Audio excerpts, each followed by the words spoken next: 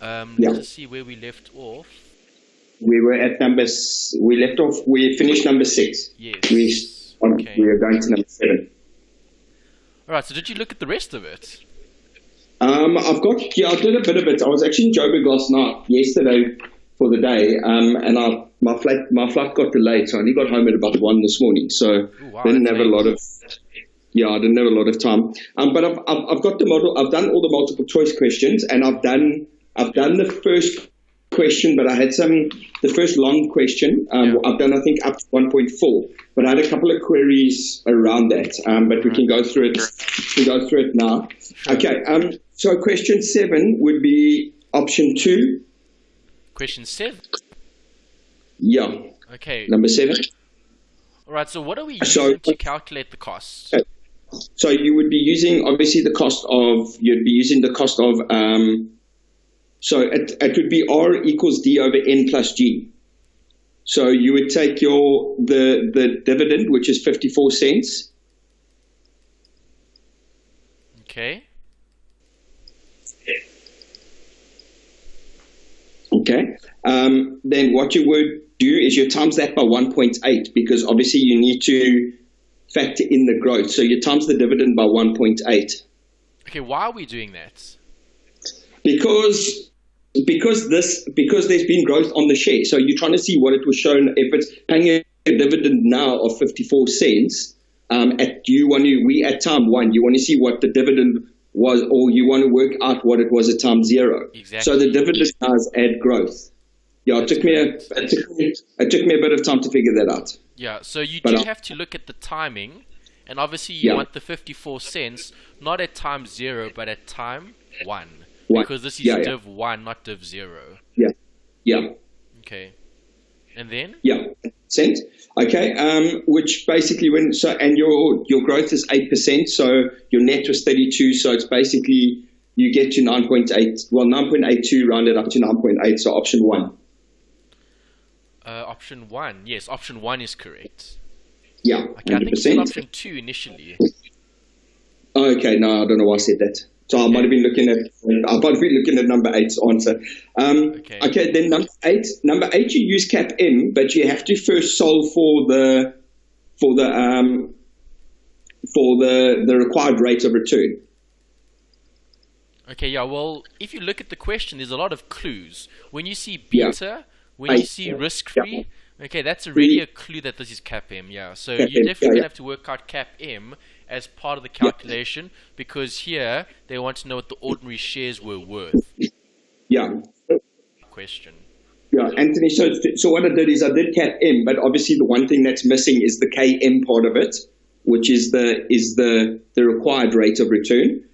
So you need to basically take the present value and the future value of the shares, and then basically do solve for I so that you can get that rate of return. So you use 1 as in the present value would be obviously 10,100.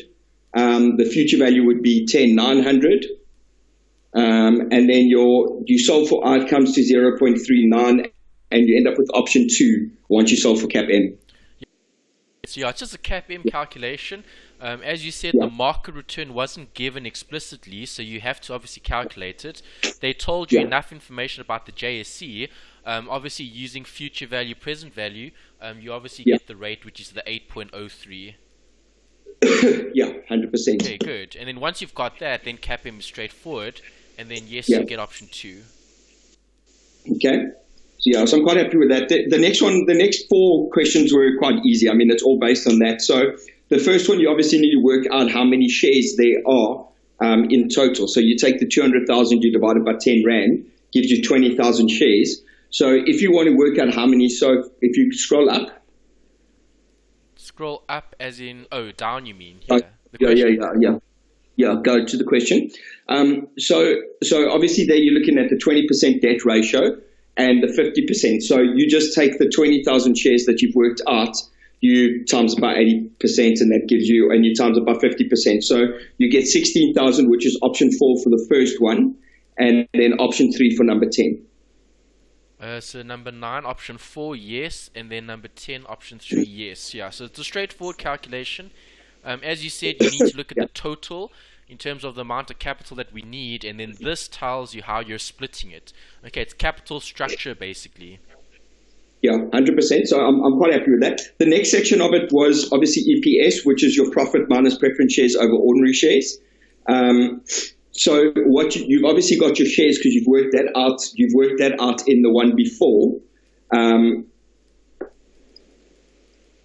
Yeah, I did write the formula. Yeah, that's important. And then obviously just substitute. Yeah. Good. So obviously you've got the share. So what you have to do is you have to do the EBIT or the profit calculation. So I basically got out on the first one. I got to 320. The stuff wasn't 100% right there. So if you take the EBIT, so you take your tax or the EBIT, you minus the 10% on the 20% debt, leaves you with 72,000 at a tax rate of 29, which is 20,880 minus 51,120. Oh, well, it gives you a total profit of 51,120. Okay, where did you get the interest from?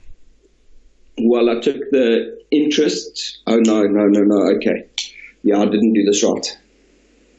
Okay, so you're following the correct process in terms of calculating EBIT and then getting that to profit, which is correct, but you made a mistake with the interest. So how do I get the interest calculation? Yeah, sorry, man. I actually just took it straight off the EBIT. You need to take, so you'd have to calculate. So, for instance, if 20% of the 200,000 would leave you with 40,000, so your interest would be 4,000 actually. That's correct. Okay, and then when you do the tax calculation, what profit do you now have? Okay, so that's 76. Okay, so 76 times by 29% equals, so that gives you 22,040. That's correct. Minus 5,120. Yeah, sorry, man. That was just a really just a stupid mistake. 29,080. Yeah, that's 29 better. Yeah, so you're looking at 29,080 divided by 16,000. You look at R1.81. Ooh, no, not R1.81. Okay, you've worked out profit. Now, what do you do with profit? You divide it by the number of shares. Yeah. Okay, do you agree you've already calculated the number of shares from question 9 and 10? Oh, you know what I went and did? No, sorry. Okay, no, give me 1 second. Sorry. Okay. I went and I made a stupid mistake there. I actually took it off the other profit that I had. So it's 76,000 minus 22,040 equals. So you come to 53. The profit's 53,960. Yes. Yeah, 53,960 divided by the number of shares gives you the 337. Yeah, 337. Yeah, that's better. That's good. Okay, so just pointers here. When you get a question that talks about capital budgeting, but always remember to look at the entire capital, let's say, requirements, and then provide for the split. Okay, so provide for a 20% split, provide for a 50% split. Okay, because if you've got the debt and equity, okay, so let me just write that down here, just to add to the answer here. Okay, you need to split it accordingly. So obviously you told me earlier that 200,000 is what I'm going to be needing, and then there's a 20% split. So obviously 20% of that and 80% of that would make up the total. Yeah, no, 100%. Anthony, it was just a stupid mistake. I just went and I took the 10%. I went and I took the 10% and the 12%, or the 10% and the 12% off the 80,000. So it's something that I will remember now because obviously. Yeah. Okay, just a question. Obviously, you're preparing for the actual exam. How are you preparing? Are you actually doing the questions without looking at the memo and then checking it, or are you just checking the memo and looking at the questions? This one, didn't actually check the memo when I did this, because I actually redid all of this. Good. I actually redid all of this today. Okay, that was just a stupid mistake. Perfect. I mean, it was just a stupid mistake. So what I've been doing is I do the question, and then I did go and check it, but for this I didn't actually go check it. I was going back and checking some of the stuff. The ones where I wasn't 100% sure, I did go and check. So there were a couple of the ones that we did before this. Okay, we can move on to question 13. I think just to highlight those answers. Obviously, we spoke about 11, so the answer was 1, and then the second one was the R4.83, which was option 2. Yeah, which is, funny enough, those would have, because it says closest to. Funny enough, I came to a thing of R5 and R3.20. So the closest to would have been no, even though I used the wrong calculation. Okay, the closest would be no. So that worked out still, even though you might have made a slight mistake. Yeah, so I made a slight mistake, but I still came to the right answer, luckily. Yeah, luckily, that's good. But these two questions were good from a UNISA point of view. I mean, the rounding is correct and all of that, so yeah. Yeah, no, 100%. I just, that's why I didn't actually even think about it, because when I worked it out and it was closest to, because of some of the other issues we've had, I just thought, look, that's pretty much right, so I'm going to go with those. Yeah. Okay, so we've had a couple of these questions before, I think. So the first one is option 1. Okay, yes. First falls with levels. We actually chatted about that on Monday, I think. Correct, it's a repeat question, yes. Yeah. Then the next one we've had a couple of times. We've actually had something about residual theory, pay no cash dividends. Okay, yeah. So maybe just to revise, describe this theory. So what is the residual theory of dividends? So the residual theory is that anything that's over, so any dividends that are over what has been retained to basically finance the firm's needs would be paid out. So if there's no excess, over the required. So over the required dividend. So for instance, if you had 400,000 and you needed 200,000 of that for retained earnings to fund a project or to finance a project, the 200,000 rand would be paid out as dividends. Yeah, exactly. So in this, because the needs exceed the amount, which means they would have to they'd have to actually go and get additional debt or finance additional or fund additional capital in order to get the money. So there would be no cash dividends paid out. 100%. Yeah, the theory is good. You're understanding that great. So 14's correct. Yeah, I understand residual theory. I think I understand that. Okay, so we've also had this one a couple of times. So it's number 1. The shareholders are generally risk adverse and attach less risk to current dividends. Yeah, repeat question. We've seen one similar. Yes. I think that way of. Yeah, so I think the bird in the hand gives that away, is that they'd rather have something that they currently have than try and go for something else. Exactly. That's the only option there that actually gives you. That actually does that. The next question was also, it was quite easy. So the capital structure is 50-50. So you wanted to see what it would pay in dividends. So you divide the 2.5 million, divide that by 2 to give you what your debt is and your equity is. So what your ratio is. Then you would obviously minus the 1250, you'd minus the 12, sorry, I'll use some Tipex and I didn't write the 1 back in. So you'd minus the 1250 from you'd minus the 1.25 million from the 1.4 million, leaving you with 200,000. So that's exactly the same as it's the residual theory. So you'd pay the 200,000 out. Yeah, that's a nice question that basically confirms what we spoke about earlier, which is the residual theory of dividends. Yeah, we've actually had this question about 3 times, but we've had 2 where the answer was the 480. Yeah, this one's the only one. We've had 2 where it was 480, and this one's different. So I mean, I'm quite comfortable. Yeah. I'm quite comfortable with that.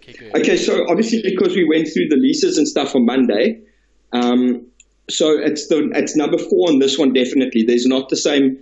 It's not the same as the other one where the land is 100% depreciated. You can depreciate the land. That this one was looking at advantages except for. So you choose the disadvantage.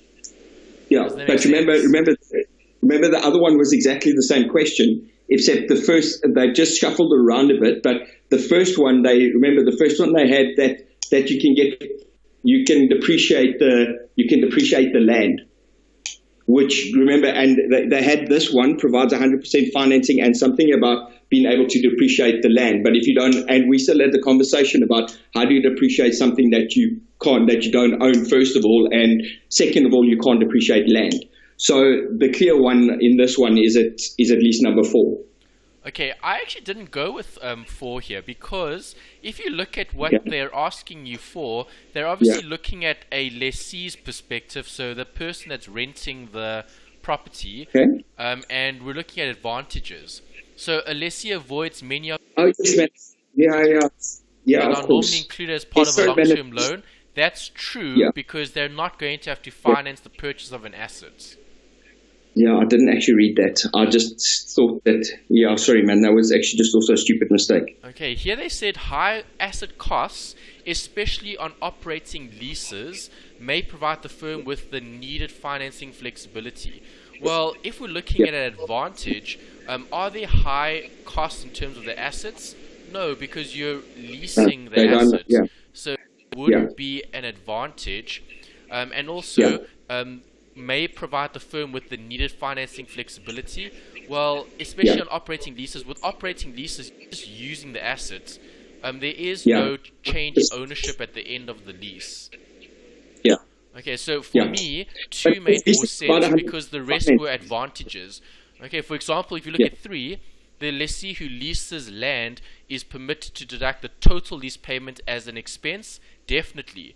Right, if you're renting a building or an apartment or whatever the case is, if you're renting something and it's part of your business expenditure, you would definitely be able to claim that as a deduction. Okay, it's a Section 11A deduction from tax. Yeah. And then 4, leasing provides financing. That we saw. So I agree with you. We did see this the other night when we spoke about leases. And we actually went to the textbook. And if you look at the textbook, this was actually one of the advantages. Okay, yes. Okay, so this one has to be out. That's probably why I thought about it. I actually did, remember when we did the last paper, the 2015 paper, I did actually put number 1. Wasn't number 1, oh no, that's an advantage, okay, from so the other paper or this paper? No, from the other paper. From the other paper. Okay, we'll have to open up the question and have a look at it again. No. I don't remember offhand what it was. Like, I just remember a similar question, but this one is different. For example, there is no mention here about land being depreciated. So in the other one, No, that's fine, 100%. Man, we said that was an advantage. That was one of the. We definitely read that was one of the advantage. That was the first advantage.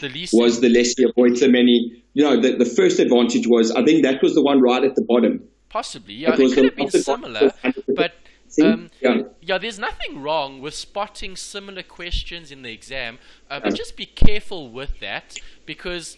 For example, these 2 questions spoke about the exact same thing, but they were slightly different. So if you're just like remembering past paper answers and then trying to just choose the right option, having remembered what the previous exam was, isn't always the best option. I would rather just go through each point and think about it logically. Is this an advantage? Isn't it? Fair enough. No, I know the mistake I made there. I didn't actually read it. Okay. Okay. The next one I went with option 2. Option 2 is correct. Yeah, a finance lease is a long-term lease, and operating lease is where they basically they buy it. So a direct lease, they purchase the asset in order to lease it. The operating lease is the same as we spoke above. There is that they basically just the firm. The lessor buys the asset and then the lessee just basically rents it from them. Whereas a direct lease, the lessee specifically acquires, or the lessor specifically acquires the thing for and purchases the asset in order to lease it to the lessee. Yeah. A leverage lease is where, say, for instance, the 20% of 20% of it is leased and the other bit is financed. No, not quite. Something a along. leveraged lease is taking out debt, buying a second property, and putting a tenant in there to pay off your bond. Okay. That's what a leveraged lease is. Okay. Okay, so leveraged leases look at raising capital that require finance, so then you raise debt for it, but then you rent out the property and someone else basically finances the payments for the bond or the... Yeah, well, look, I think if they ask a question around that, I definitely would be able to answer it now. Yeah, well, you got two, so I actually the right answer. Yeah. Okay, the next one's 3. 19. 3. Okay, we actually spoke about these different forms of mergers and acquisitions. So here we were looking at a combination of companies where the former company ceases to exist. Okay, former company meaning, well, let's say if A and B had to join forces, okay, A and B become C. Yeah, so it's a merger. So, no, not a merger. A merger is when two companies become one. So A and B become AB. That's a merger. Okay. Okay, a merger is when A and B merge and become AB. It should be a consolidation then. Yes, consolidation is right. Okay, because the one company takes over the other and the former company ceases to exist. So if A and B join forces, it becomes C, but which company falls away? One of them. So A could fall away or B could fall away. It's a new company. This is quite different. It's quite different when, just some of the other management theory and stuff, they've got slightly different ideas about exactly what this is. Okay, interesting. And about mergers and JVs. Similar though, so I would just reference the textbook. So when we covered this past paper, I just referenced the textbook and then we got to that answer. No, it's fine. I understand that, but I look at this and I look at some of the past management stuff that I've done, and there are a little bit of different. There are some differences around it. Okay, just be careful with that because obviously they're going to test what's in the finance textbook. Yeah, 100%. Okay, and then for number 20, that one was also quite easy. So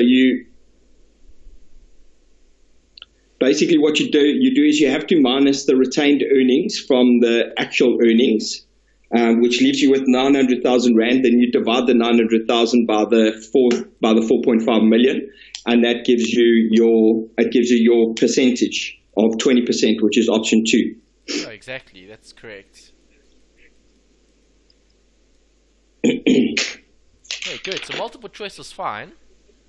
Yeah. But multiple choice isn't going to pass you, though. That's the only problem. I think I've just rushed it a little bit. I just need to maybe just look at the questions a little bit more and just take a little bit more time and think about them. Just be careful with that, because remember, in the exam, those multiple choice questions count 20% of the paper. So 20% of 2 hours. 20%. More than 20%. Pardon? Yeah, it's more than 20%. It's out of 70, not 100. Sorry. So it's paper's marks are a bit weird. Okay, it's 70 marks instead of 100. So fair enough. Okay, so 20 divided by 70 times 120 minutes. It's about 1.42. It's about 1.42% per mark. I'm not worried about the mark allocation. I'm looking more at the time. So if you look at the time, if you take 20 over 70 times by 120 minutes, that gives you 34,2857 ... So in the exam, you should be looking at around 35 minutes for multiple choice. And then once you've spent 35 minutes on multiple choice, you should be moving on to section B, because that's where you're going to get the most marks. 50 out of 70. Okay, so just be careful with spending too long on the multiple choice, and then you get all of it right. Let's say you spend an hour doing the multiple choice. That's only going to get you 30. Let's see, 20. What's 20 out of 70? 20 divided by 70. gives you 28%. 29% if you're right. Yeah. No. Okay, so have a look at that. Yeah. If I get full marks for section A, meaning I get 100% of the 20 questions right, I'm only going to land up with 29%. So I still fail the course. Okay, so just be careful with that. Don't rely too much on multiple choice because it's not a lot at all. 29% is very little compared to section B. Yeah, 100%. That counts as 71%. So you need to allocate enough time. Okay, because I've seen students in the past where they think the multiple choice is going to pass them. It's not. Okay, you can get 100% for section A and you can still fail. Alright, 29% is not good enough to pass. Yeah. Alright, so cool. just bear 100%. that in mind. Okay, so multiple choice, yes, might be easy and might be quite simple, but don't waste too much time doing it because it's not going to help you in the long run. I would only spend max maybe 40 minutes. Okay, 100%. I agree with that. And then we can move on.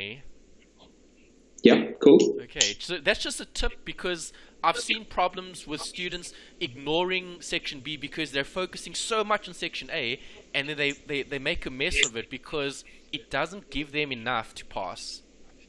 Yeah, 100%. Alright, so this is where we're actually getting to the meat of the exam, and this is where we need to spend most of our time, obviously gathering marks. I mean, look at question 1. 30 marks, that's huge. Yeah, you can 100%. do one question and almost pass the exam. 30 out of 70 is almost a pass. Yeah, okay. Cool, let's start working on it. Okay, so if we go to the first question. Yes. So if you go down to the first question. Okay, you want me to look at the required? Sure. Yeah. Yeah, so it's asking you to look at the OCF, okay? So you obviously start off with the revenue. Yes, okay, very important. Yeah, OCF looks at what? Okay, maybe just another tip. When looking at long questions, I mean, have a look at this question. It's a page in length.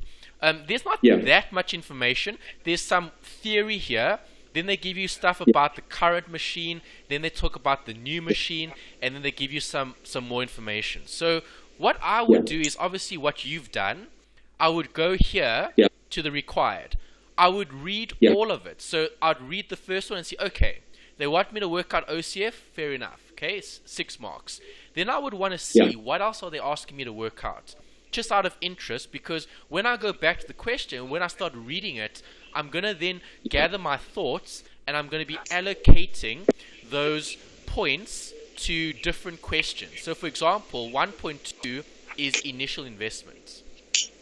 Yeah. Okay, it's quite strange working out initial investment after OCF because if you look at the timeline, initial investment comes at the beginning, OCF comes over the life of the assets. Yeah, but don't you need something out of the OCF to... No, all can be worked out separately because remember, in terms of theory, INV has a specific formula to follow, OCF has a specific formula to follow, and then if they give you information about the last bits, which is the TCF, then that also has its own calculation. Alright, so just remember that there are 3 separate workings. Okay, 1 is INV, 2 is OCF, 3 is turbo cash flow.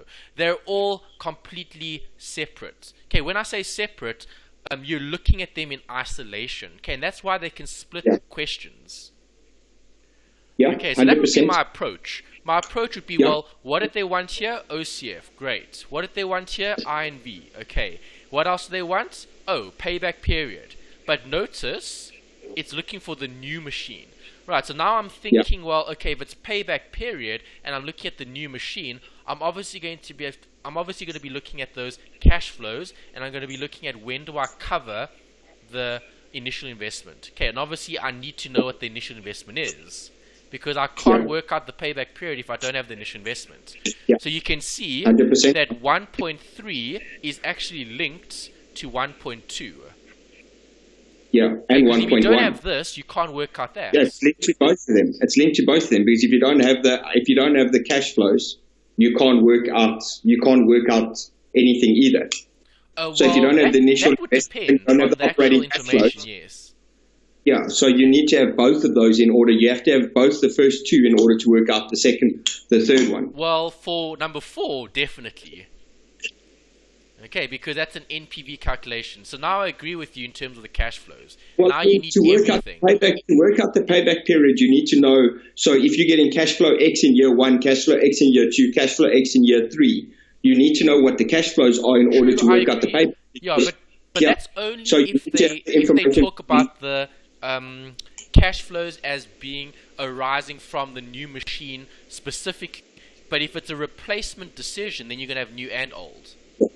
Yeah. So it would depend, but you're on the right track. Your thinking is correct. Yeah. Well, I'm just looking at this question because that question you definitely need to have both the others. Yeah. And this basically you need to also have from the others. Well, from the cash flow as well, and the initial investment. Here, this is obviously requiring workings from previous ones. Yes, and then what I would do here is I would actually sketch a diagram, and I would show the cash flows on a diagram like this one, okay, a timeline, where the examiner can see INV, they can see OCF, they can see TCF. Okay, so don't be afraid to draw a diagram in the exam as well, because whatever I have in my working is what I would have had in my answer sheet. Obviously, I would just have written it, but I mean, the approach would have been exactly the same. Okay, you'll see when I go through the question. Right now, I'm just looking at the required. Okay, and this question is 30 marks, so it's a lot. So remember, 30 marks is almost half the paper. So in terms of time, okay, let me just show you the time aspect of this. Okay, Anthony, I've got the time aspect. I mean, it's almost 50%.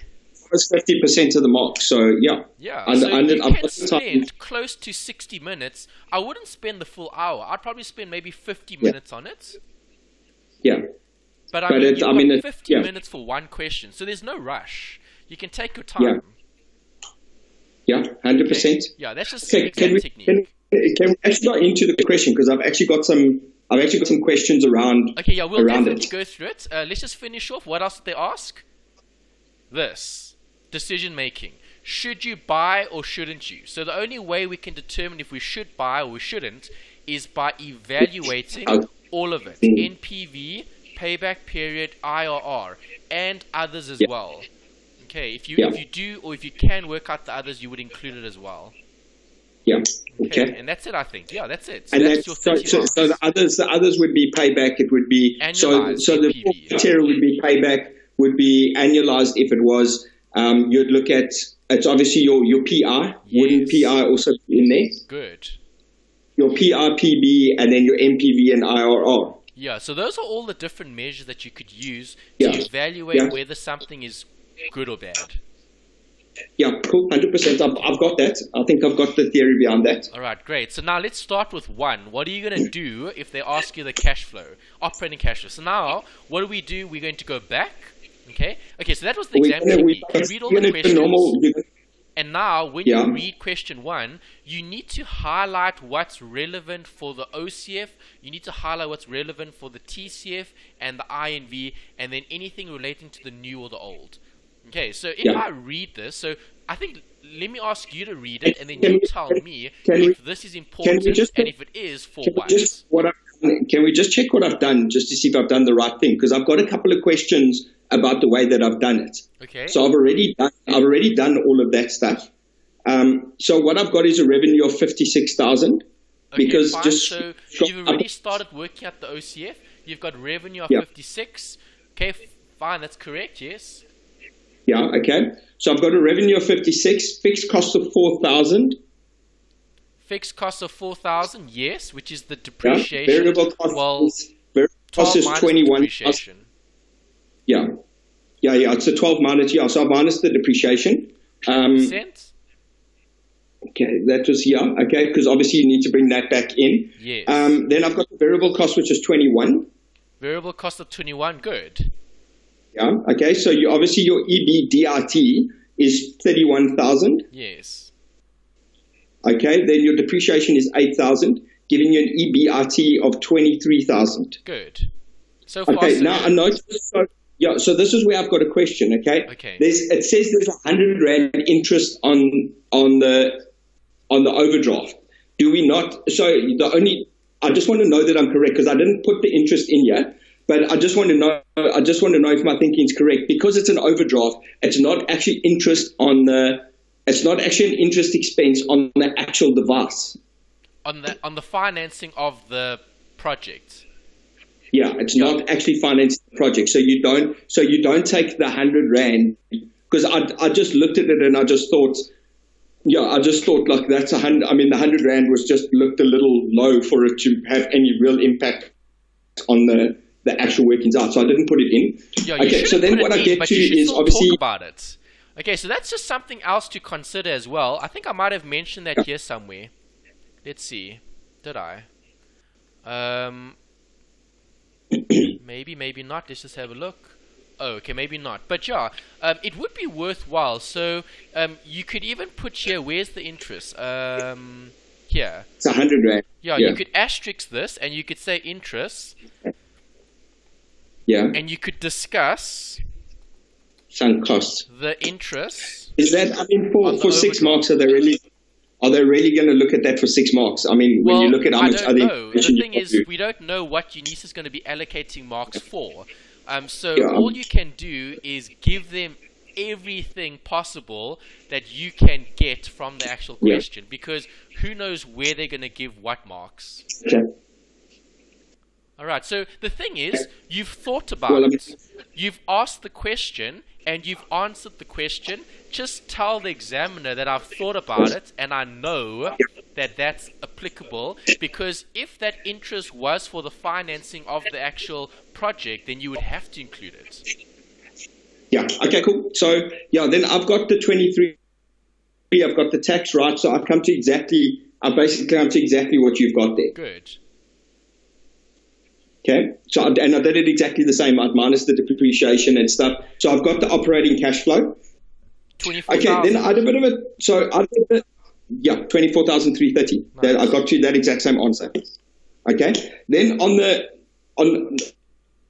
the second part is where okay, so I've actually got two questions about this, because can we just go back to the actual question? Yeah, part 2, initial investment. Yeah, okay. Yeah, but can we go up to the actual question so I can tell you? Because it's obviously the install cost of the new machine, which is 40,000 Rand, because there's no installation and stuff. You less the cost of the old machine, which is the resale value, okay, which is 20,000, okay. But now I see you didn't have any capital gains in there, but I mean it specifically says so. I taxed on capital gains because it says the book value is 5,000. Okay, is 25,000 is what the book value is, but the resale value is only 20,000. So there's a 5,000 Rand discrepancy right there. Okay, so that basically gives you a tax. You get capital gains on the tax of 1450 on that 5,000. Okay, how much did you sell the asset for? 20,000. Let's see here. They said, let me just go back and see. Okay, cost was 35, resale value was 20, book value was 25. It was 25. Okay, then they said operates at full capacity. Let's see.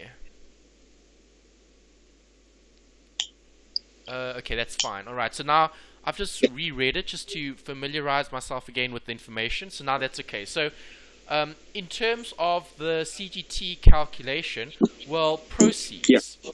Okay, obviously proceeds would be what? The 20 or the 25? 20. The 20, yes. Okay, so the 20 would be what you're going to be selling the asset for. If I'm looking at the difference, which is the 25,000 would have been the book value of the asset. The asset's useful life is 7 years. Okay, so every year you're depleting the asset by 5,000. 5,000. Okay, I've pretty much got that. So my question is, okay, so I've got 1450 as tax. I saw you didn't have that on yours, okay? Yeah, so that's my first question. Think about this again, the second question, just to make sure that the working was correct. Did they say how old this asset was? Well, it says, it's given you a book value. So that if it gives you a book value, it means that's what the value is, the accounting value on the book.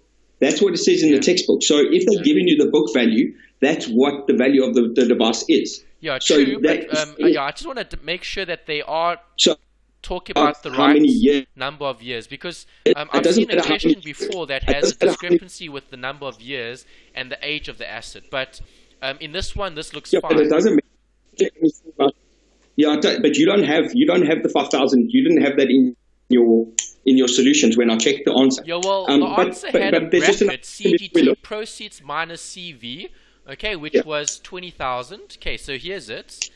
Okay, which gave the 5. Okay, then I think I didn't reference it somehow, but yeah. I think but you put a 0 in there. You put a 0 in there. Yeah, and then you put no purchase date provided. But I mean, it clearly says book value, which means that's what the asset's sitting. So it's basically been. You can say that it's depreciated only 2 years, because, I mean, I would agree with you that if they say that the asset had been there and the book value, but the book value would have to be the same as that. Yeah, because I mean it can't. Yeah, so now if you've got proceeds that are less than the carrying value, what does that give you? A scrapping allowance or recoupment? It's a scrapping allowance. Yes. Okay, so you've got a negative 5, which would give you a benefit. So you can add here 1450. 5,000 times the tax. What was the tax? Yeah, I think it was 29%.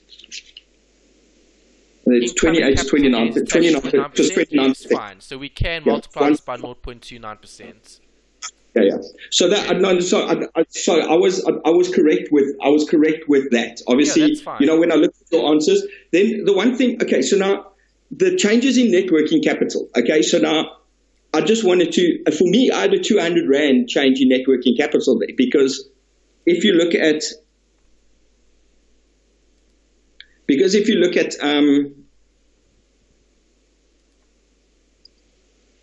So just a quick thing. If you go back to the question quickly, okay. So what it says here is that you got SureTile will need raw materials. No, you were right where it was.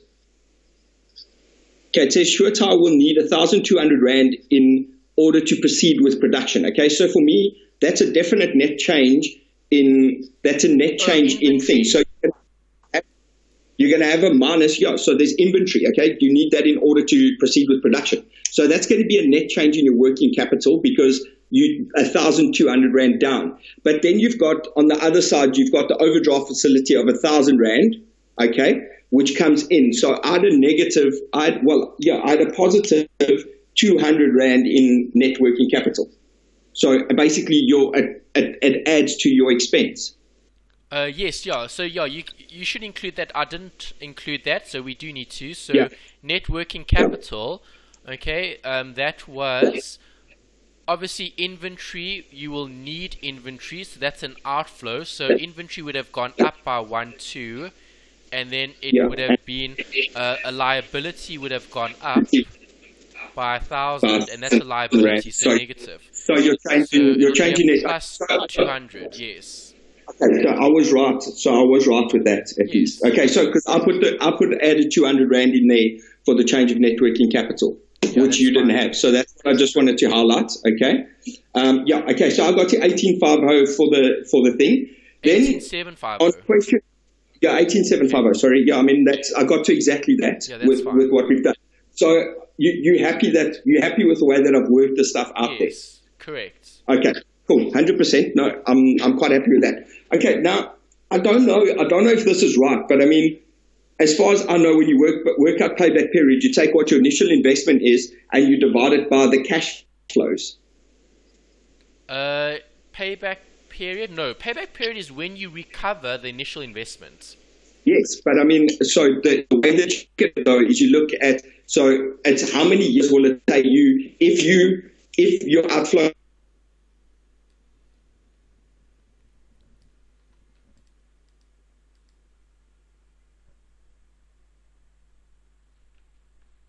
by the 24330 as yeah, the well, payback. that's correct. So I need to obviously takes less update the than 1 year. working, the answer. So 18750 would be the initial investment. Investment divided the 24 is would be 24,330. So payback period would literally be a few months. Okay, and so what happens if I put 0.77 years? Then that would have been fine. Yeah, yours would be slightly out there, Anthony, because remember you were working on 20,000, the PBP, that should be 18750. Yeah, so I mean I put 0.77 years because I didn't know exactly how to put that into months. Yeah, it just times it by 12. So times it by 12 gives you the months. 9.24. Okay. Yeah, actually I did do that and it just didn't look right. Okay, so I was pretty sure that I did it right. It just looked like it just didn't look right, if you know what I'm saying. Okay, so 9.24. So 9.24 years. 9.24 months, yeah. Okay, cool, 100%. Okay, then I was actually busy with this I was actually busy with 1.4 when we actually got to the thing. So when you actually phoned on Monday. So I just want to work it out quickly, just finalize it. Okay, no problem. You have to go to the question and check the rate. So what rate did they give you? Just want to check it. I think it was 10%. Required return, 10. You said, yeah, 10%. And then you calculate for net present value, and I came to 110,110,979.82.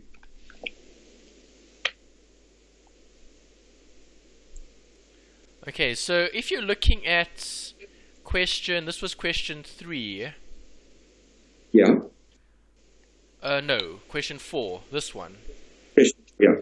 Okay, it's out of 7 marks. If you're looking at the net present value of the new machine, okay, because it's net present value, I need to look at the new minus the old because that gives you the incremental cash flow. Okay, Okay, cool. Well, let's go through that quickly. Okay, because I was busy with this question, so I didn't actually finish it when you did it. So if we can just go through it. So if we can maybe just look at the old machine and just see what the cash flows were for the old machine.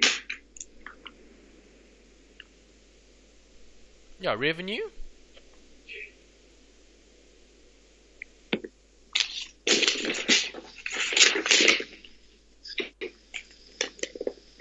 Old machine revenue, does that change? I don't know. I don't actually see where the old machine revenue is in here. Profits unsuccessful, increased production sales. The company is considering replacing the machine with a more technologically advanced type model. Yeah. The details of Forest in full capacity to replacement. The detail in operating full as an opportunity and has an opportunity to replace. The details of the new machine, but I don't see anything. I don't see anything where it mentions anything about the old machine stuff here, though. Yeah, and that specific talks about the old machine. So what I did here was I assumed that production would have stayed the same. Obviously, costs would have changed, possibly, depending on the depreciation. But I mean, what do they give you? Oh, so you just assumed. Okay. I see what you're doing here. They just said this machine. So you're saying that the cost and the output would be exactly the same? Yeah, I said the output would have stayed the same, the selling price would have stayed the same. Obviously, depreciation would have affected the decision making. But the unit, okay, but here's where I have a problem with that, though. It says, although the market for the tires has been expanding, Super Tire has been unsuccessful in sharing the growth due to technical problems with its current machine. To increase its production and sales, the company is considering replacing. So you can't use the new machine's output because it says in the question that the old machine's output would be less, but how much less? We don't know. Yeah. So what do you do in a question like this? Do you just, or do you make assumptions? Something. So I would have to show this. Okay. This is what you should be doing. You'd be trying to get this, the relevant cash flows. You'd be looking at what the new is, which was calculated before. Yeah. And then obviously this would have been calculated now. But I mean, Anthony, so I mean, it's as far as I understand where you're going. I mean, but they've really. I mean, you would have to make an assumption. So I understand where you're going with what you've done there. You've based your cash flows on it producing 7,000 units, and your basic difference is the difference in the depreciation. Yes. Am I correct? That's where it comes in. Okay. Well, because but remember, now the thing is, if you don't assume anything for the old asset, what are you going to do? Well, you're literally going to write this, and you're going to type that into your calculator, and you're going to give them an NPV, and that's it. Yeah. Okay. No, 100%. I agree with that. That's going to carry 7 marks. Yeah, but I mean, I understand where you're going with that, but there's nothing in the question that actually gives you anything about the old machine besides the fact that that obviously older UNISA exams are lacking in terms of structure. So I would have assumed this, and that's what I've made there.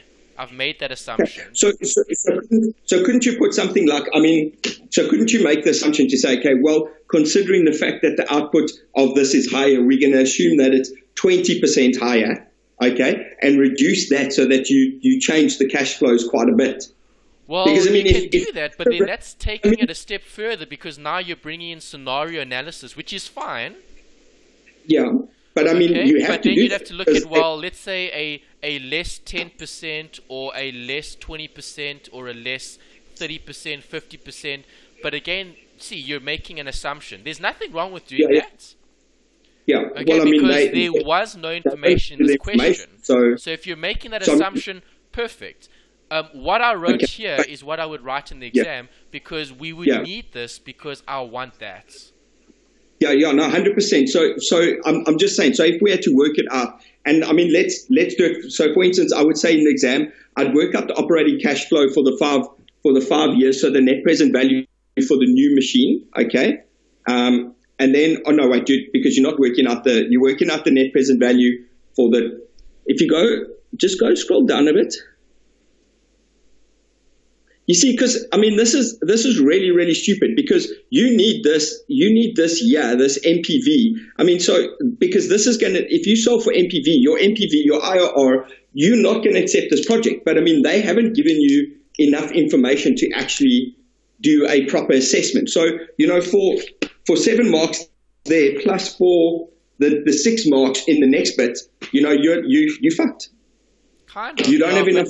As I said, this is 2014, so that's like 4 years ago. So hopefully, when you write on Friday, you're not going to have such a poor question like this. Yeah, no, 100%. But we can actually move on, because I know what to do with this. Yes. I mean, I've got a really, this bit of it, I've actually got a really, really good idea of.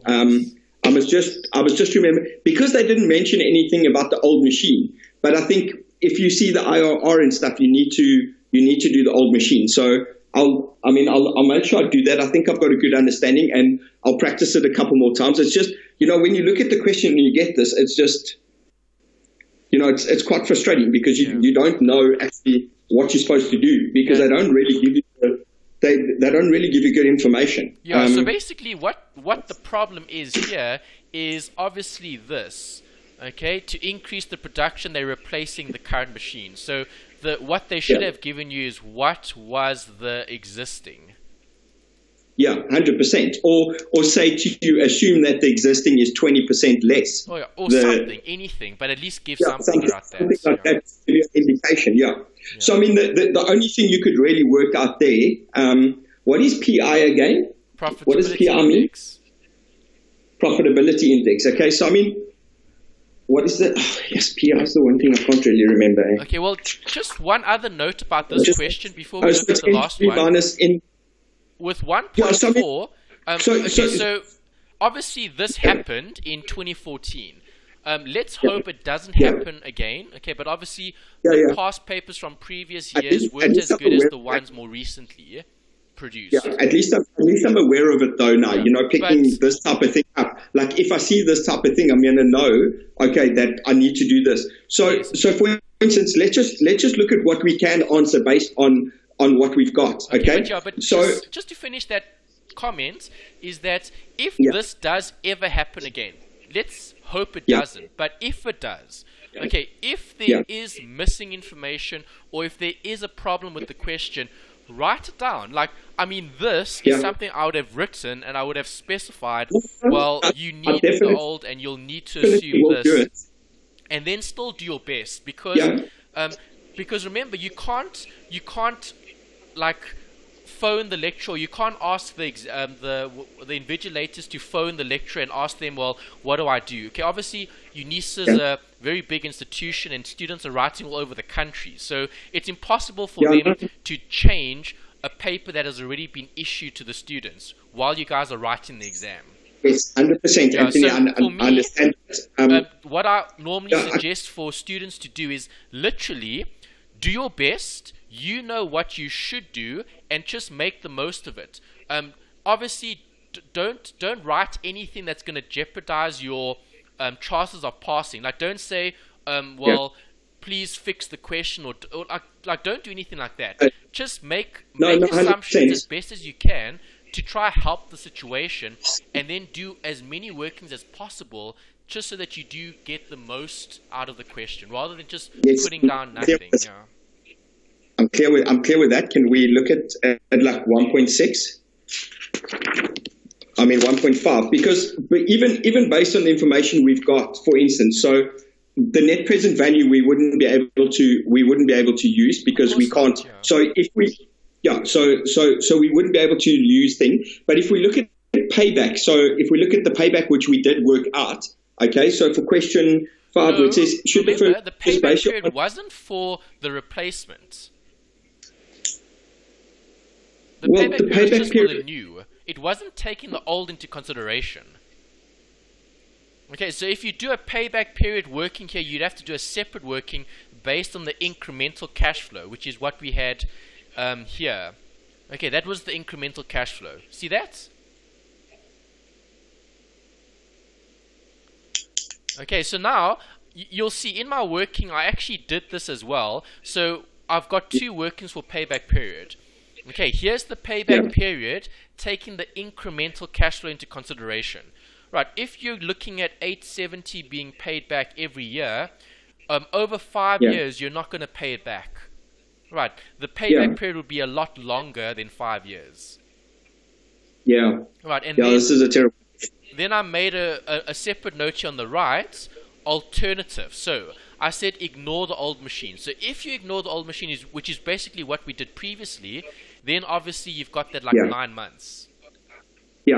Okay, Yeah. then you could then say, well, that's then the project is acceptable, or you could say payback period is And- positive. and So that- you've either got that- a long time or you've got 9 months.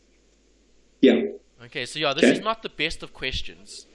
And then if you solve for net present value, what did you get for net present value there? Well, if we look at ignoring the old and just using the new, you get an NPV of 70,000, meaning you should replace. Why is your initial cash flow 21,300? Okay, that's obviously what I had initially before we updated it. Yeah, so it's 18,750. Yeah, because that was something that we fixed now, Yeah, okay, because- today. because So I can't- that would be 18,750. Yes. So obviously, Yeah, 'cause I need to change this to 18,750, and I need to change that to 18,750, and then I'll redo the working and see what it is now. Let's see. 10% cash flow. Obviously, you've got initial investment and then inflows. Yeah.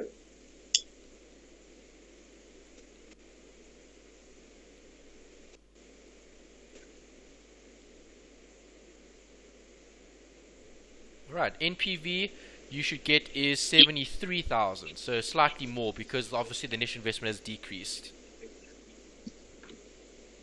Okay, so you probably would have gotten the same answer. You would have probably gotten that answer because you had the right initial investment. Why have I got time value of money? How do I change that? You're using the CF button, eh?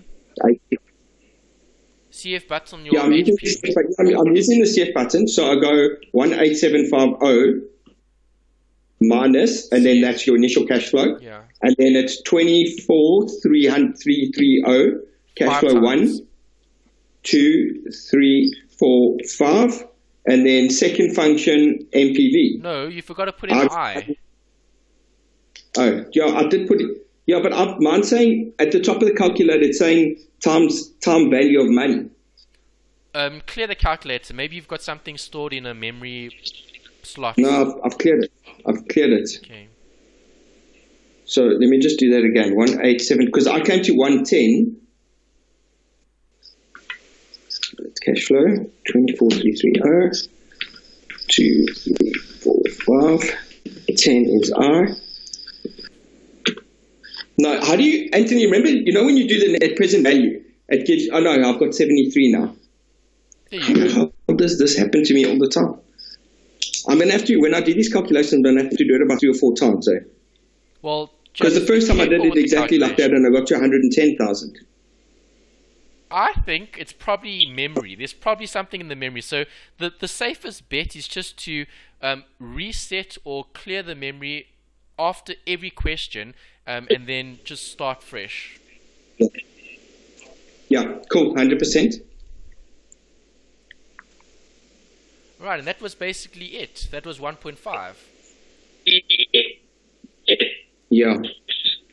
And so you just hold it. It's just breaking up a little bit again.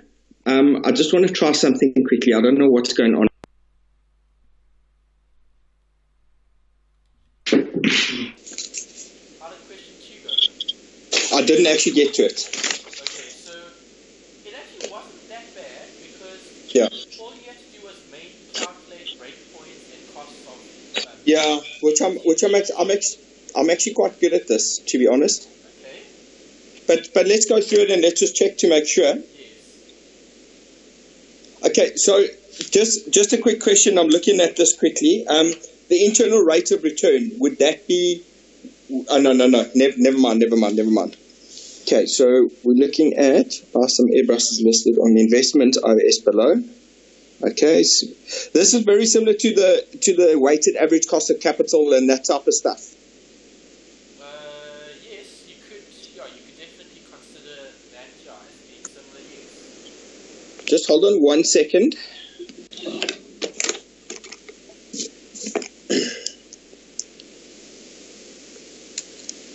is actually a very good question. Because it tests something important, the marginal cost of capital. Okay.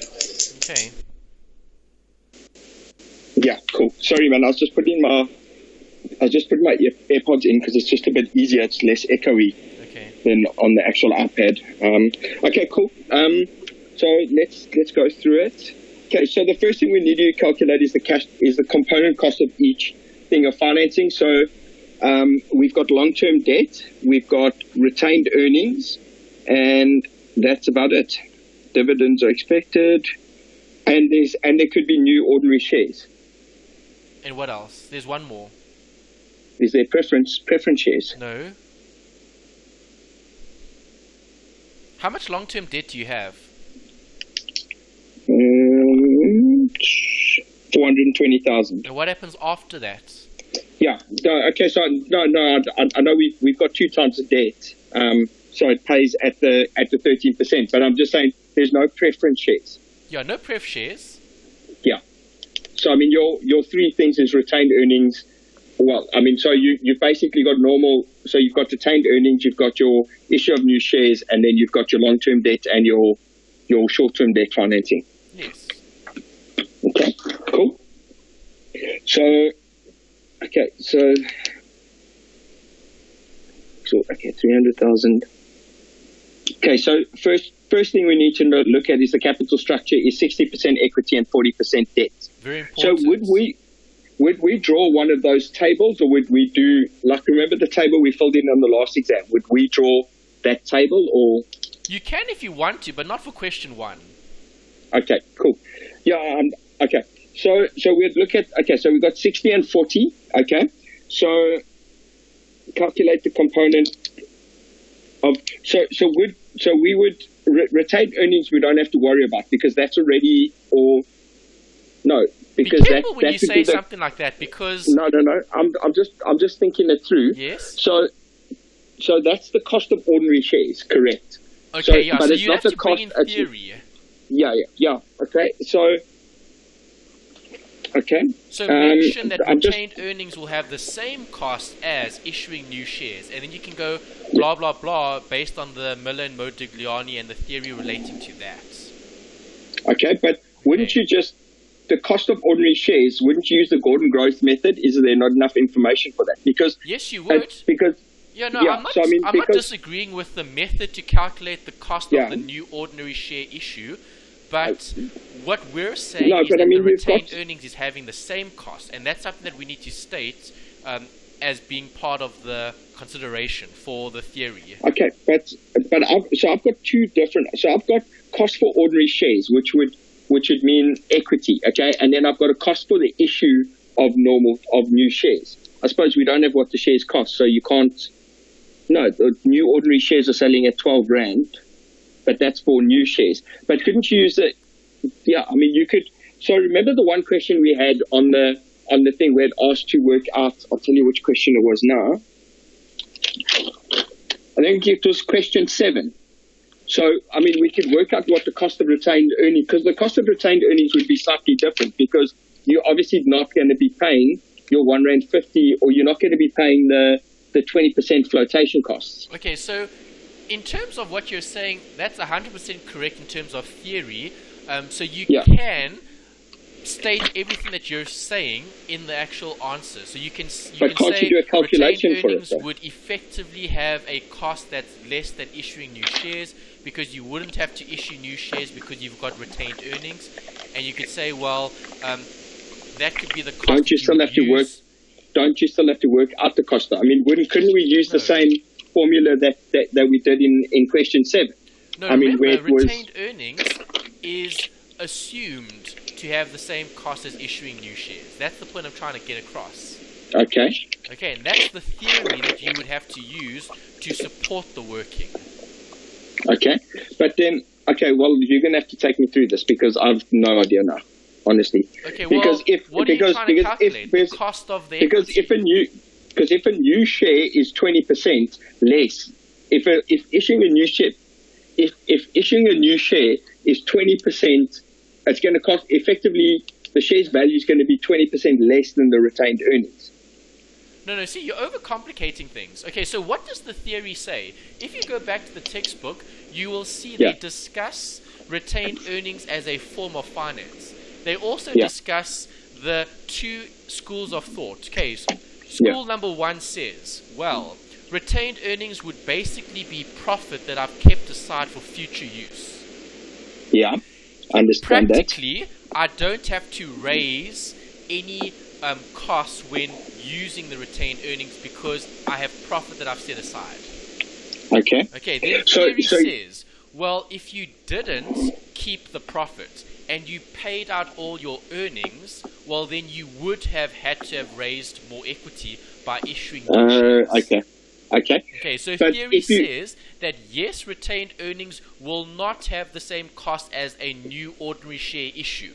But the thing is, you can't allocate a 0 for the retained earnings cost, because then you're going to accept any project. Yeah, no, 100%. Okay, that's what the theory says, and that's what you'd have to state in your answer. Wouldn't you accept what the internal rate of return is then? Yeah, but that comes later. Right now, we're working what? The costs of a component source of finance. So what component have you identified in this paragraph? We've identified, so let's start with long-term debt, because that one's a bit easier. And let's just look at... Just finish your train of thought. You already told me use Gordon growth, right? That's correct. Yeah. So now, write down Gordon growth, substitute what you know. What do you know? Okay, so it's R equal, so I mean, I'll get a little bit confused here, because there's that, so I've got a formula, the Gordon growth formula is PO equals D1 over RS, minus G. Or it could be RS equals D1 over PO plus G. Okay, it's just two different equations for the same thing. Right, the one that is R equals makes this the subject of the formula. Yeah. Okay. Okay, so if you want to use this, so then what is the formula? Apply so more then what is mathematics, and that's fine. If you want to use this and apply no mathematics and just substitute, and that's also fine. Okay, Anthony, just hold on. I've got one more question. Then what is the so that's the cost of an ordinary share. Okay, but then there's another formula for the cost of an issue of an ordinary share. Which now, wouldn't you use that for? Well, there's R equals D1 over N, which is net proceeds from the sales after subtracting the price. The cost, yes. There are flotation costs G. here. Okay, yeah. So, I mean, is that formula the same as the D1 over PO plus G? All the formulas, you can use whichever one. The thing is, so for example, if you want to use that div 1 over the N plus the G, that's fine. Because that's just the R. They've basically derived this as the subject of the equation, and you get that. Okay, but okay, never mind. Okay, so I'll do both ways. Let me satisfy your... just hold on a second. Then RS equals D1 over PO plus G is exactly, that's not actually the cost of an ordinary share. That's actually the cost of an issue of an ordinary share. Yeah, because there's going to be flotation costs, so now it's net proceeds instead of price. Yeah. That's all. Okay, cool. So that's that one. So the cost of an ordinary share, okay, is PO equals D1 over RS, which is the required rate of return on the ordinary share minus G. Well, that's if you're wanting to work out the price. PV, that's the Gordon growth model. PV equals that. Okay. Okay, so is that working out the price? It doesn't matter. Then the other one, working out price, working out R, working out G. Remember, remember it's just this having one equation. I can get 3 other equations from this one equation. Because here, PV is the subject of the equation. I can make div 1 the subject. I can make R the subject and G the subject. So I can have a total of 4 different equations that all do the same thing. Okay, I must just find which equation I want to use. You decide. Okay, I'm going to use both here just to show you that both work. Okay, so but you know what's difficult though is in the textbook. So from the textbook you got PO equals D1 over RS plus G, and then they've got RN equals D1. So that you've got RS over D1 plus PO plus G. Okay, in the textbook. Then the exact same formula for cost of issue of shares is Rn over D1. It's effectively exactly the same thing, but they use different things in the formula. The reason for that comes back to what we spoke about is there's an assumption that is made where retained earnings has the same cost as an issue of new shares as well as an existing one. So the thing is, you can get technical and you can assign slightly varying costs to each of them, but then that's looking at a refinement. Okay, so you're trying to refine the model to make it more accurately. Practically, you would do that in real life. In a UNISA exam, you're not. Okay, in the UNISA exam, you're literally going to be using the information that's given to calculate the cost. So if they speak about flotation costs, then you just have to take that into consideration. If they don't, they just use the price. Yeah, okay. No, but so what I'm saying is, because in the textbook, there's 2 different sections where they speak about. One, they speak about the cost of ordinary shares. Yes. Okay, and that has got the formula that they give you is RS. Yeah, and they've got RS equals D1 over PO plus G. Yeah. Okay, which is the formula. Then they've got another section that says cost of things. So it's technically the same formula.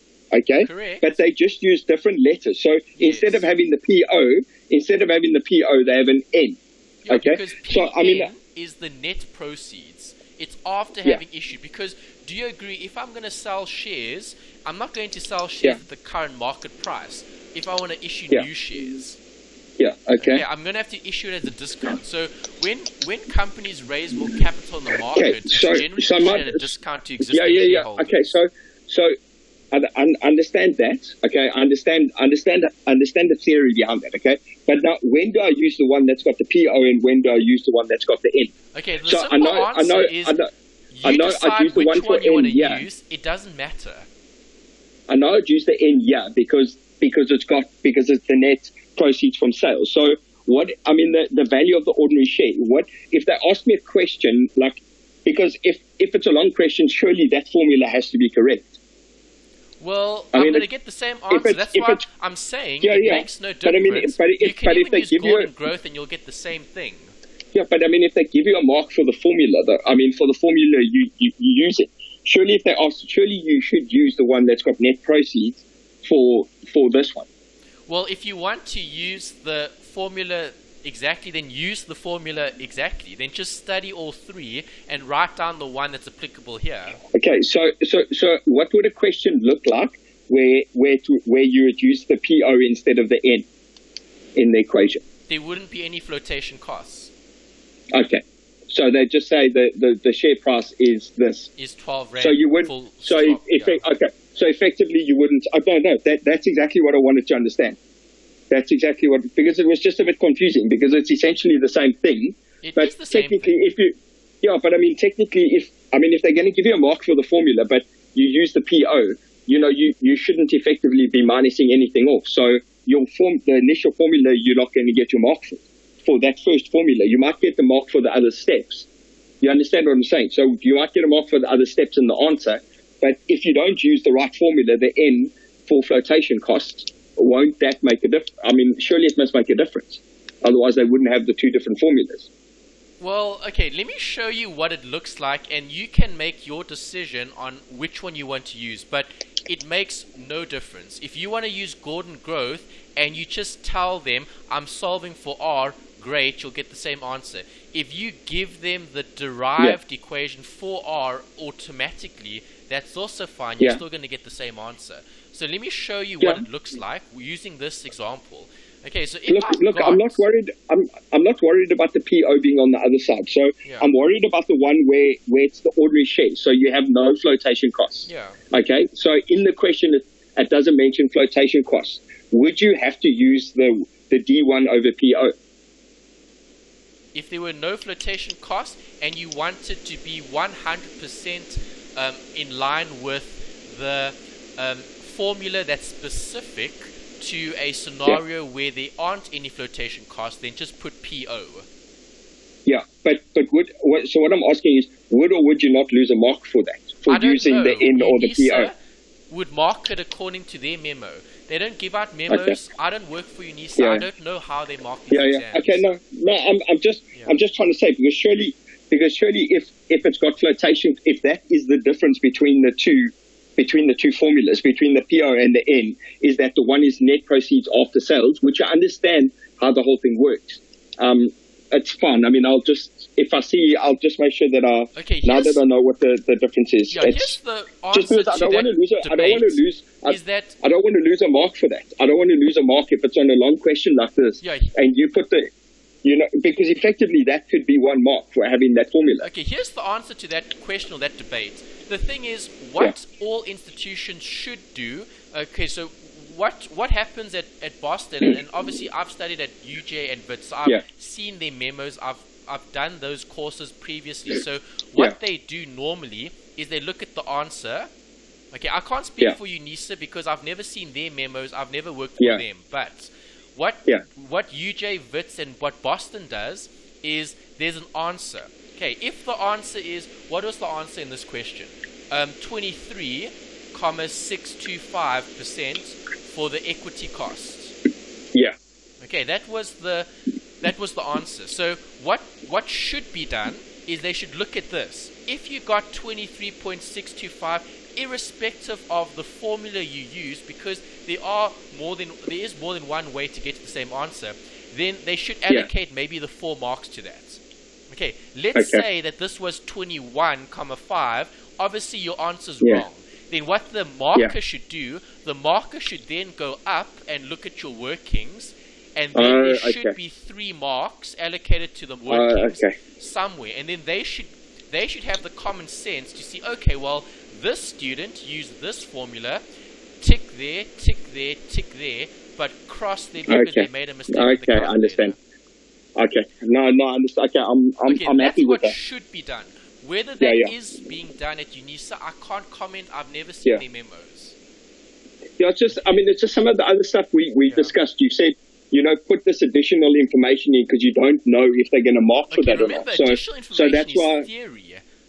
Okay, whether you use this formula or that formula, you're still writing down a formula. It doesn't matter which formula you write. Yeah, okay, writing 100%, down three equations isn't going to help you, and that's why I'm saying write down whichever one you're most comfortable with. Yeah, 100%. Okay, theory relating to retained earnings, that you have to write. Okay, so there's no debating that in terms of writing down this. RE cost is the same as ordinary shares, is the same as a new issue. Yeah. Okay, that's theory that's totally unrelated to whether you use this formula or that formula to get the right answer. Okay, cool. Sorry. Alright, so let's complete this working. I want to show you the one that I've done for you. Okay, you've got this, so just to show you that.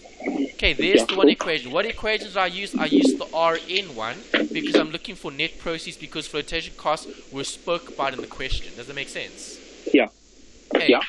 If I show you this, Gordon growth equals div1 over brackets R minus G, okay, I'll get the same answer. Okay, do you agree? If I'm looking at price is not going to be 12 Rand because there are flotation costs. So you're basically going to have 12 Rand times 1 minus the 20%. Yeah. Okay, equals the dividend, which in this scenario was 1 Rand 50, but that was expected to. So expected means the next dividend, which is div 1. Yeah. Okay, divide by open brackets R minus G. Okay, I don't know what R is. That's what I'm trying to solve for. I know what the growth is, 8%. Yeah. Okay, so that's what I wrote. Then I'm going to solve for R.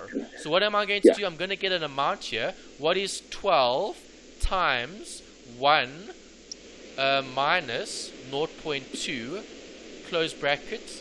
That gives me 0.1 minus 0.2. Oh, that's correct, yes. Okay, 9.6 equals 1.5 divide by open brackets R minus 0.08, close brackets. Okay, then you need to do some mathematics. So then I take this R minus 0.08 across, and I get 9.6 open brackets R minus 0.08, close brackets, equals 1.50. Okay, then I get 9.6 R. Okay, then I'll have negative here, so let's check what we get. Negative 0.08 times 9.6 gives me that, equal to 1.5. Alright, then obviously I need more space, so let's just move this up. Actually, let's move this across.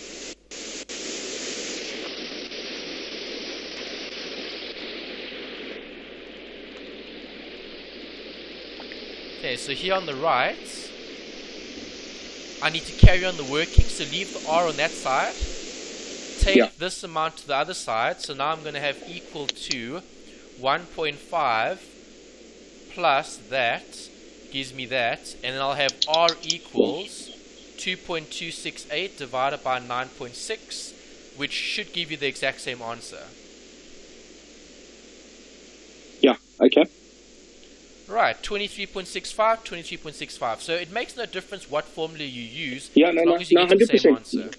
No, I mean, I was just because obviously it's just those other two formulas. I understand the maths in working to that.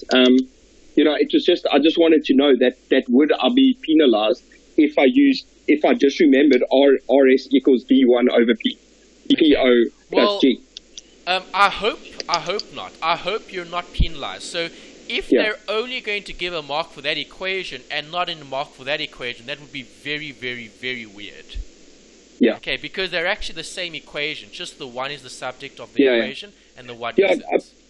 But I mean, I'm just talking about like the N, so the N and the PO. I mean, I know it's technically the same equation, but I mean, I just, and I understand what you're saying that if you get to the answer, like they should the way that the other guys do it, but you never know. You know, we don't know. That's the problem, unfortunately. Yeah. The only but, I have only seen one script that has been marked from UNISA that a student queried, but that was a long time ago. That was about 2-3 years ago, but that was still at Boston. Yeah. And the student actually requested the marked script back, and he actually was supposed to fail. So I mean, I went through it. I marked it as though I was marking it, and there wasn't a problem with it. They just didn't write enough. That was the biggest lesson that I basically shared with that student. That was like 3 years ago. Was write more. Don't be afraid to write things like that. Okay. Don't be afraid to add theory, because the thing is, if you don't include it, you're probably not going to get anything for it. And with UNISA, we don't know where they're allocating marks. Something as simple as this, the retained earnings. Okay, you knew that retained earnings will have the same cost as new ordinary shares. Great, just write that down so they can see that, because a mark might be allocated for that. Just write more. 100%. I mean, I just wanted to... Yeah, I mean, now that I have a better idea about what the question would look like, as where you use the P0 and the N, the P or the N, you know, if I see that there's nothing about flotation costs in it, then I'll use the P instead of the N, just to make sure. Yeah, that's fine. You know, I just wasn't sure. I just wasn't sure how you would, which one you would use where in which question. Yeah, well, the answer is it doesn't actually make a difference. But if you want to be 100% correct in terms of the textbook theory, I would rather just use one when there's no flotation costs and one when there is. Yeah. So I mean, I would rather just do that, because you never know, that one mark they might give you a negative mark for that, and that might be the mark that fails you. Yeah, but that's also not fair. But that's another story. But if they never give out the memo, so how do you know what they're actually doing and what they're marking for? We've had these discussions in the past. You're actually fortunate you're writing in 2018 and you weren't writing in like 2015. No, 100%. But I mean, there were some real big problems in some of the older past papers, and we raised that. I remember that I remember in 2601 as well. I mean, there were some big problems in some of those papers in as well. 2601, we did the same thing. I mean, you did 2601 with me a few years back, and I mean, we did the same thing. We raised these issues, and then I think it was 2015 that I did it. No, they did. They have improved it. FIN3601 now is a lot better than what it was previously. Okay, cool. So the answer was 23%. 23.625%, yes. Okay, so 23.625%. Okay, then let's look at the cost of capital. I mean, the cost of debt. So right now we're just looking at just what the normal cost of their current long-term debt is, or are we looking at the debt above? We're not, because we know what the cost of the debt above is. It's 13%. Okay, but see, even something like that, you would just stated. Put it in there. Yeah, stated. Okay, is that after tax or before tax though? That's what interest before tax. Yeah. So what must you do? Just hold on. I'm just writing down. I'm just splitting it up. So finance. Okay, so the first thing I'd put for finance for that, just as a thing, is I'd put there that any finance raised above that is at a cost is at a before interest cost of 13%. Good. So we'd have to just calculate what it is after tax. Good. What is it after tax? So it would be 13. It would be 13 minus 1. No, 13 times 1 minus 0.2. 9. Yes, which is what?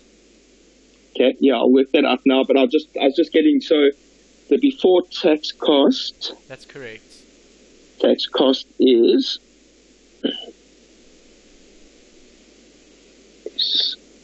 13 rand, is 13% after tax. So but was the formula is correct. So it is 13 times by 1 minus 2 13 times 1 minus the tax, yes.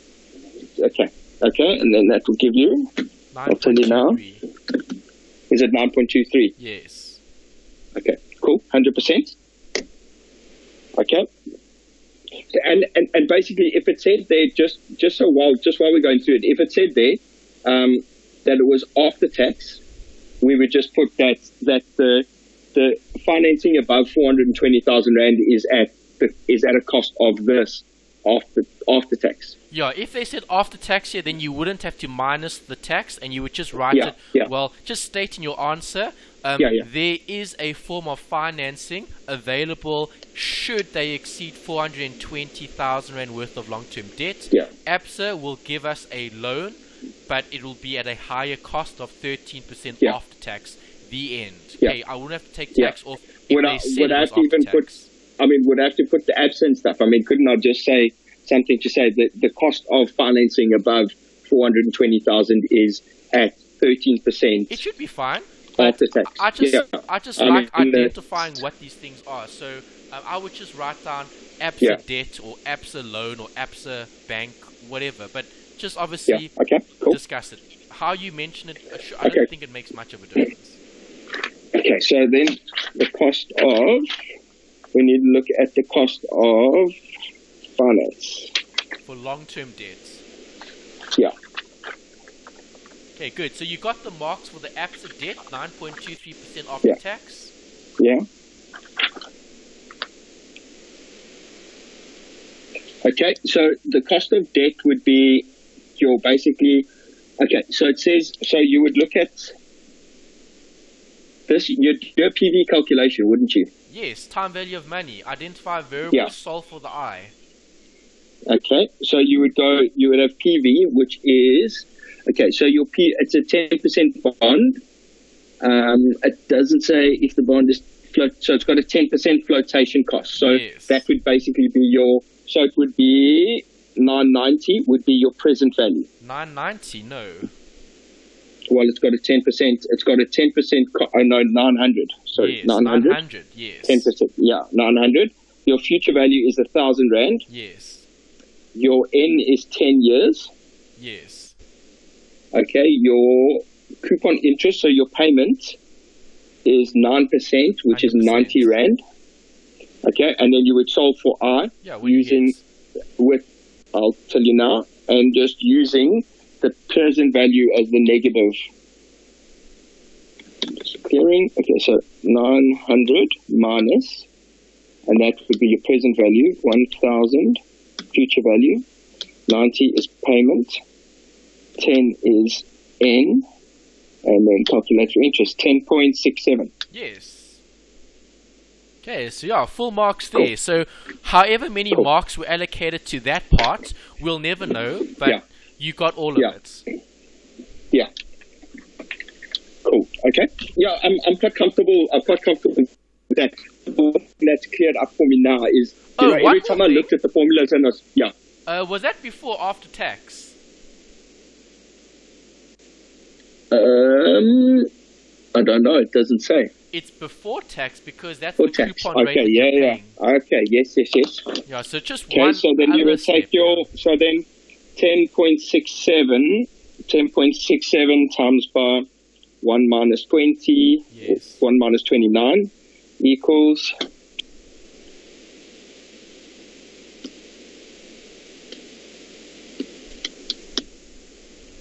so it's 10.67 times by 1 minus 29 equals, no, I'm coming to 18.3, that can't be right.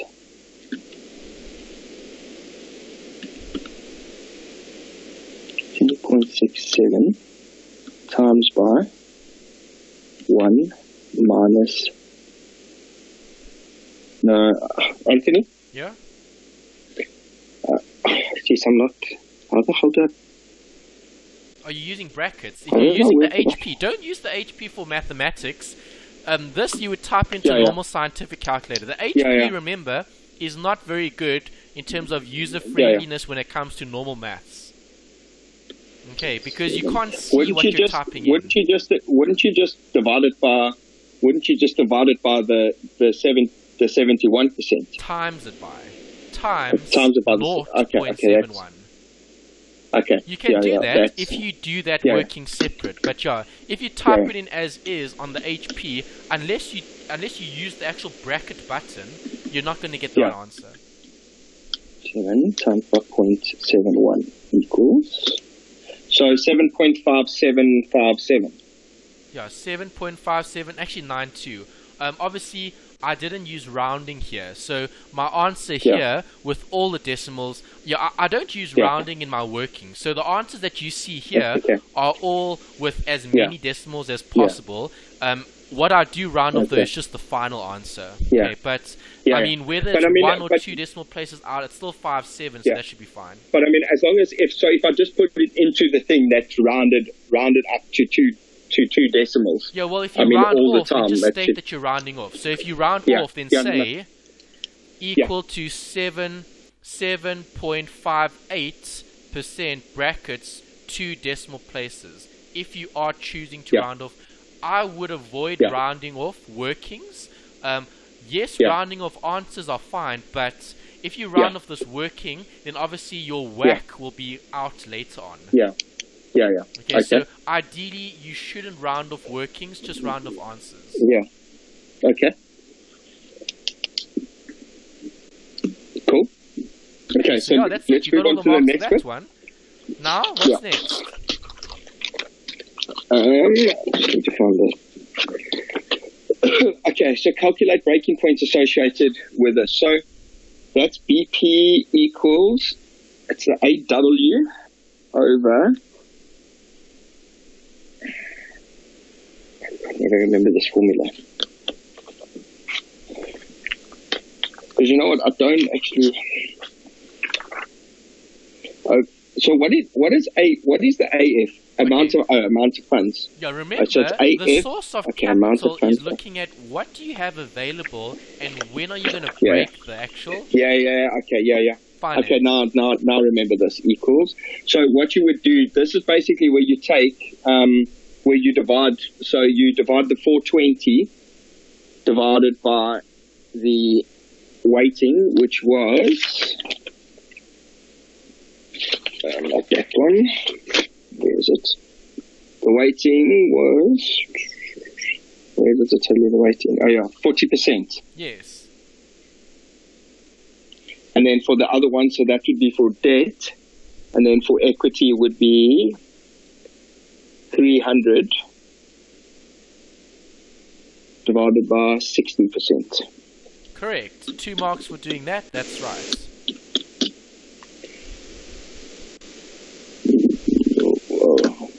Just hold on. I did that wrong. I didn't do a percent divided by 60% equals.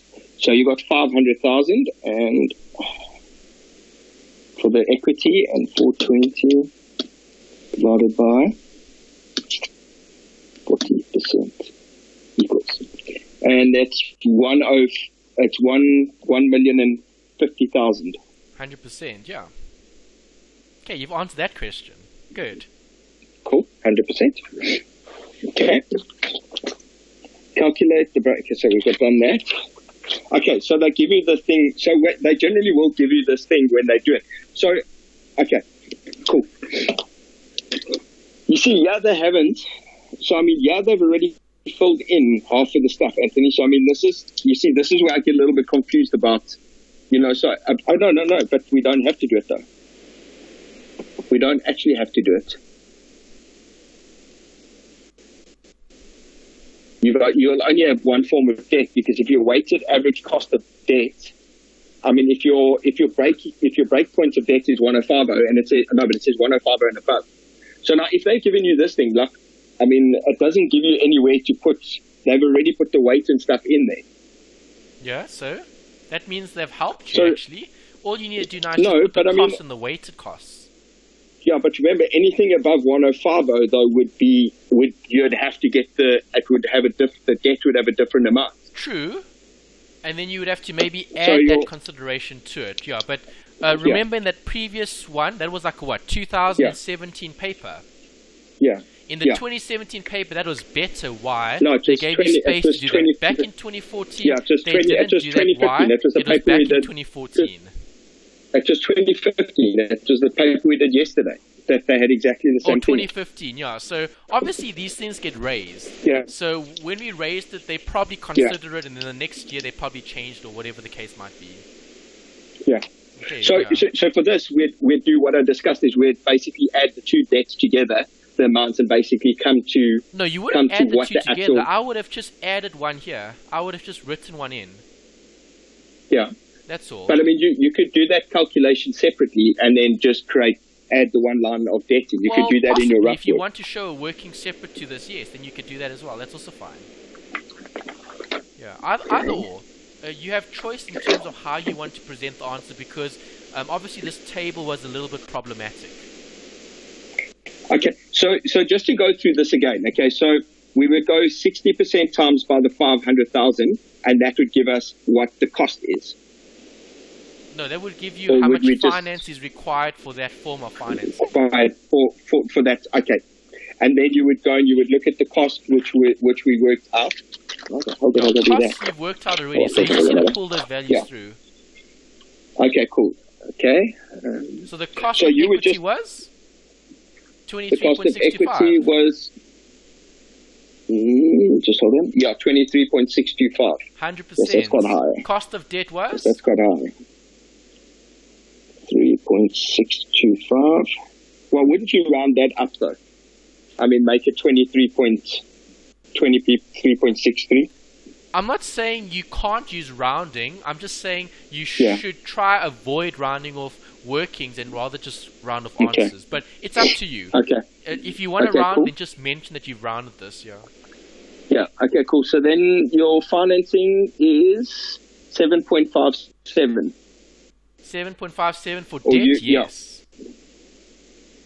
Well, 5.8 for debt. Okay, 5.8 if you're rounding. Okay. Okay, and then your weighted average cost. How would you work out the weighted cost now? Do you times that by the 60%? Yes, weighting times cost gives you the weighted cost. Okay, cool. So you take the 23.625 or 663. Just use it for that. 63 times by, and then you times that by 0.6. Yes. So you get to 14.18. Yes, if you round off, that's correct. Correct. Yeah. Times by 0.4 equals, so 3.03. So then your weighted average cost, you add those two together effectively. So you have 17.21. Yes. Okay, cool. Right, so that's level one. That's the first block in terms of raising capital between $500,000. Okay. Okay. So now you have to go and check. So now would you check at the highest value? So you'd go 1050 would be your highest value. Would you use that as and divide times that by 60%? Yeah, to get the breakpoints. Well, not breakpoints. To get the values to consider the breakpoints. To get the value. So that's 630,000. That's 630,000 for retained earnings. For the cap. Yeah, for retained earnings. So you would have to raise. But retained earnings, that doesn't really make a difference because effectively retained earnings is at the same cost. Same as the new. Yeah, so that wouldn't actually. So you just put you'd have exactly the same thing. 23.6. Yes. 63 through rounding up. Yeah. So you'd have your 14.18, and the next one it doesn't really matter. So you'd also have 23.63 and your 14.18. 100%. Yeah, nothing would have changed in the second column. It would have been identical to the first. Cool. Okay. No, but I'm just saying it doesn't matter. I suppose for your breakpoint. So you can't. Sorry, I just want to get the breakpoint stuff again. So now, no, okay, don't worry. Okay, so for debt we take the 1050, but I know that we're not below because the breakpoint was times by 40%. equals. Okay, so this is exactly on the 420,000. Yes, so because you haven't broken the form of financing yet. Yeah. 3.03. So that will give you 17.21. Okay, the same as the first one. Okay. Yeah. So then the ordinary shares, it's above. I mean, it's above what did we work out the breakpoint to be? So we worked out the breakpoint to be 5,000. I mean, how do you do it if it's above? I mean, sorry, I've just finished 105 times by. Okay, but now, so if we worked that equity breakpoint was 500,000, okay?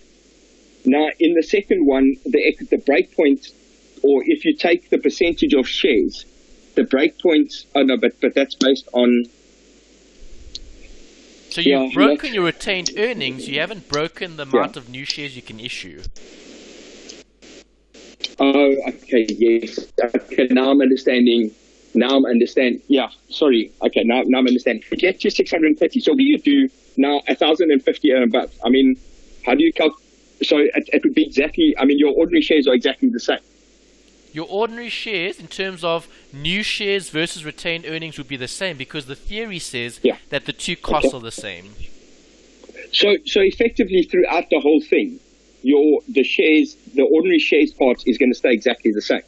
It doesn't change. Because there is no change in the cost because we've assumed that RE has the same cost as new shares. Okay, cool. So now with the financing, we know that everything above this, so we've got the 3.03, so your normal up to 420 is costing you 3.03. So everything above, how do we work? Okay, so you say draw a line. So I've got debt 1, okay, and we've got the 420, and it's the cost of 7.58, and your weighted cost is 3.03, okay? Then you've got debt 2, which is, can you just tell me what it was again, Anthony? 9.23 after tax. 9.23 after tax, okay? And your weighted now how would you work? Your weighted cost would be just that times by 40, eh? No. Not times by 40 because you don't know how much absolute debt you're going to use. So now we need to go to the question. And we need to see, well, how much financing do we need? Well, it's above 1050. Yeah, so I mean everything above that. Oh, okay. Well, we don't actually need anything above. Do you? Or don't you? Well, it says there that your jet 2. So is it 600 plus 800 plus what, a million? Or yes. Right, so how many projects does this company have? They have 3. Okay, they have project 1 that can yield 15% return. They've got project 2 which can yield 12, and they've got project 3 which can yield 11. Okay, these projects just so happen to be planes. Yeah. Alright, so if this company wants to buy 3 planes, they're going to need 2.4 mil. Okay. Right. So how much financing are they going to use to raise 2.4 mil? Well, so if they've got 1050 already, 1050 comes from so you the take new ordinary shares, retained earnings, and long-term earnings. So you would take your 2.4 million. Yes. You would times that by 40%. Good, to get the equity. Yeah. Or if I times it by 60%, that'll give me the debt. Well, the debt is split. Yeah, but I mean, I'm just trying to work out what the total debt is because we've already got 400. So I mean, we've already got 420,000. Yes. So I times it by 60%, and that gives me. So we'd require 4 million times by 0.6 equals. Okay. So we would need 1.4 million. No. What the? Yeah, we'd need 1.44 million. Of what? Equity. Of debt. No, of debt. Of equity. Of equity. 60%. Okay. So minus 24,000. Okay, so by the time just by 40%, that would have given me the debt. So we need 960,000. Yeah. So now effectively we need 540,000. Yes, of the ABSA debt. Yes. Okay. So then we times that at 60%. No, not times by 60%. You can't. You've already No, used the weighting. by 40%. Not by I'm saying, but 9.23. No, but I'm taking the 9.23. You need to times by 40% to get the average, to get the weighted average, the weighted cost. No, because you've got two different costs. Okay. Okay, so let me show you the working here. Right, the first part. Yeah. How much finance do we need in total? 2.4 million. How much of it is equity? 60%, 1.44. Yeah. Okay, what you calculated here was correct. You said that the total debt was 9.6. Yeah, but Anthony, that's exactly what I'm saying. The that there gives you. So how do you get to the 2.0765 there? Because I'm taking 540 divided by the total. That's how much I need. That's the total, and that's the cost. Yeah. Okay. Okay, fair enough. Okay, so this is the weighted average cost of the ABSA debt. Yeah, okay.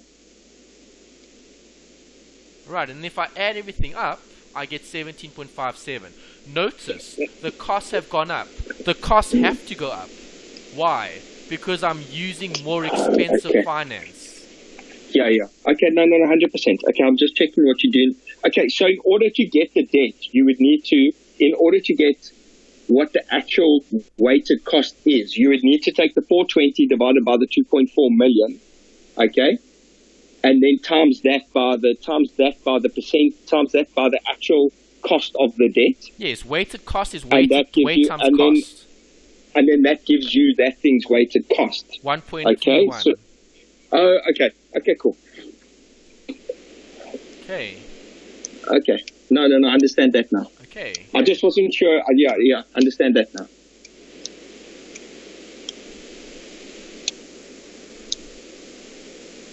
Okay, cool. Oh, that's actually not too bad. Yeah, that was question 2.3, I think. Yeah, 2.3, and then the last one. Yeah. The last one is pretty much. The last one is just which projects would you accept and which projects wouldn't you? So we need to go back to, and we need to justify the answer. So 100%. I mean that's not difficult because we just look at what the rate of return is. So, okay, so what would you say? We'll accept. Got it in front of me. I don't know. I want you to go back. Here's the cost. I mean, we wouldn't accept any of the projects. We wouldn't accept any of the projects. Why not? Because our weighted cost is above the 15%. It's above our cost is above any of the percentages that we've got.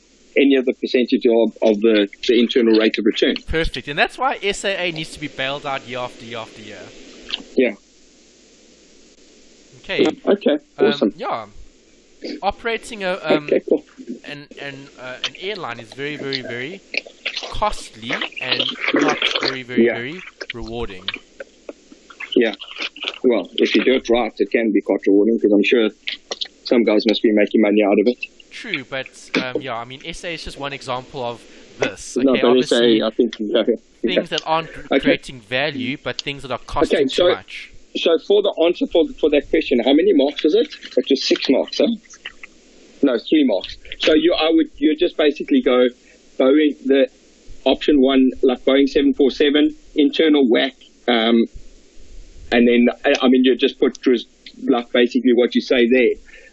Internal rate of return is less than the WAC reject, and do that for each project just as the answer. 100%.